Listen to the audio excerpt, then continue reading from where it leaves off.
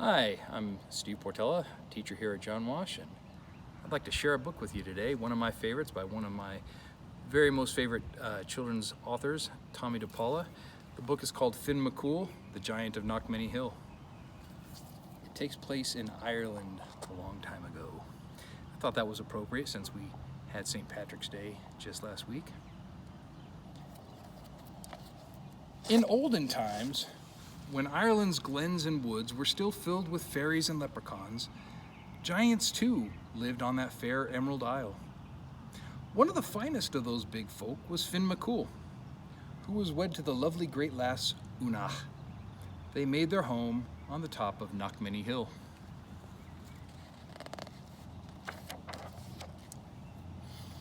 Now, as any good giant, Finn McCool had his work to do, so he was often away from home. Lovely Una didn't seem to mind, for there was plenty to keep her own hands busy, spinning, knitting, and even giving a pretty touch to their great house. Life was very pleasant indeed. One morning, when Finn McCool was busy working with his kin building a causeway to Scotland, the word came that Cuchulainn was coming.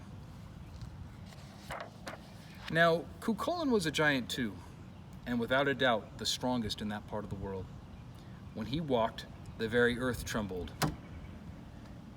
And with one blow of his fist, he had flattened a thunderbolt so it looked like a pancake. He was so proud of that feat that he kept the thunderbolt in his pocket to show all just how strong he was. Every giant in Ireland had been given a good beating by Cuchulainn. Every giant, that is, except Finn McCool, and Cuchulainn swore by the green that he would never rest, day or night, winter or summer, until Finn McCool was added to his list. Now, so far, Finn had been smart enough. He kept moving about whenever he heard that Cuchulainn was in the neighborhood. But this time, Cuchulainn was sure to get him.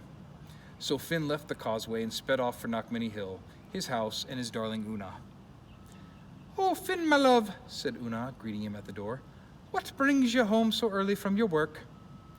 "A chance to get a sight of you, my sweet thing," said Finn. Since he was honest as the summer day is long, he added, "and to keep out of the way of Cuchulainn. He's after me."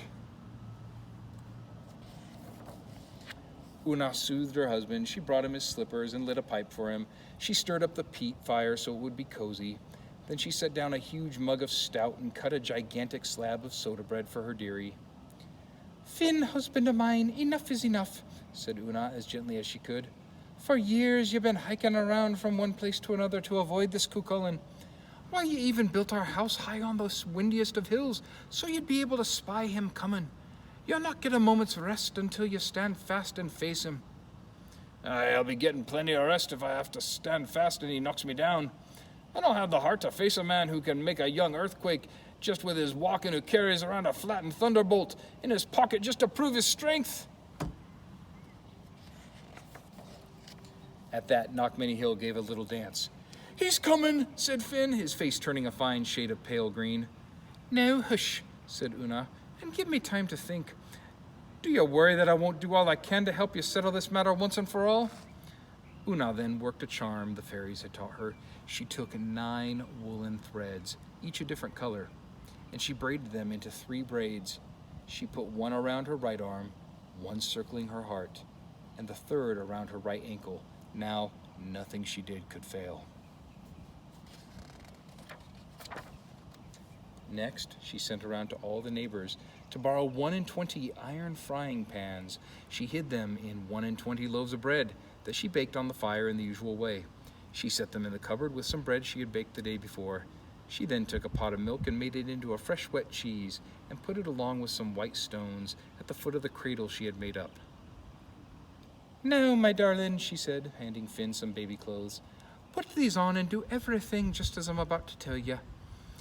And remember," she said at the last, "Cuchulainn's strength lies in the brass finger he has on his right hand. Now quick, into the cradle, because I hear that man mountain at the door."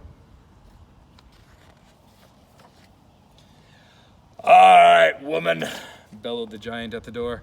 "Where's that coward Finn McCool that I've been chasing after all this time?" "Well, well," said Una with her sweetest smile. Now isn't that a shame? Finn was off working on the causeway when some important family affair called him away. But he'll be home by tea time, so why don't you just come right in and sit down? Poor Finn trembled in the cradle. Look, you can see the brass finger on his right hand. See this? Cuchulainn said, pulling what looked like a pancake out of his pocket. This was a thunderbolt until I caught it and flattened it. And that's what I'm gonna do to Finn McCool too. Tisk tisk, said Una. That may not be as easy as you think. Finn McCool's a big broth of a man. Why, take a look at our little baby, and you might be getting an idea of the strength and breadth of Finn himself. Cuchulainn peeked in the cradle. Chirp, said the huge baby, looking back at him. My, said Cuchulainn. What a big boy. While you're waiting, why not have a bite to eat, said Una. She put some loaves of bread on the table, along with a can or two of butter, and a pile of cabbages. Now Cuchulainn, who was as much a glutton as he was a bully, popped a loaf into his mouth and took a huge bite, right down on one of the frying pans. Clang! Yow! Shouted Cuchulainn. What kind of devil's bread is this? Here are 2 of my teeth knocked out. That's Finn's bread, the only kind he eats, said Una. Is it a bit too tough for you? Too tough for me? Shouted Cuchulainn.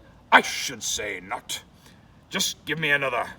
Cuchulainn chomped into another loaf and into another frying pan.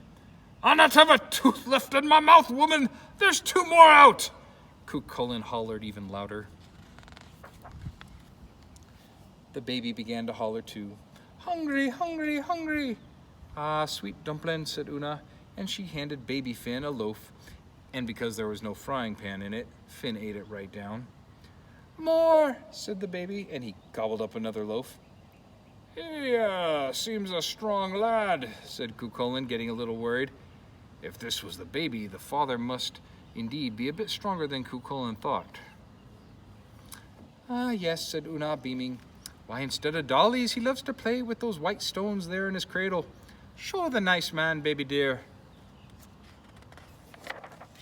Finn did as he was told. He picked up a stone that was really the cheese and squeezed all the water out of it, and popped it into his mouth and ate it down. Well, Cuchulainn was not about to be outdone by a baby, so he grabbed a stone and squeezed, and squeezed, and squeezed. Squeeze as he might, he couldn't get one drop of water out of it. He popped it into his mouth, and with a chomp, there went the rest of his teeth. The howl that came out of him almost broke all the windows. When he finally calmed down, Cuchulainn said to Una, What kind of teeth does that lad have? They must be made of iron. Let me see your choppers, baby. At that, baby Finn opened wide his mouth, and Cuchulainn stuck in his brass finger, the very brass finger that was the secret of his strength. With a strong bite, Finn McCool bit the brass finger right off, then up Finn leapt and began to pound the daylights out of poor, weak Cuchulainn. That was that. Out the door went Cuchulainn, never to bother anyone, let alone Finn McCool, again. Tea's ready, my love, said Una, and Finn McCool sat down with the best giant wife in the whole world, and they lived a long, happy life. Hope you enjoyed it. I look forward to reading for you again.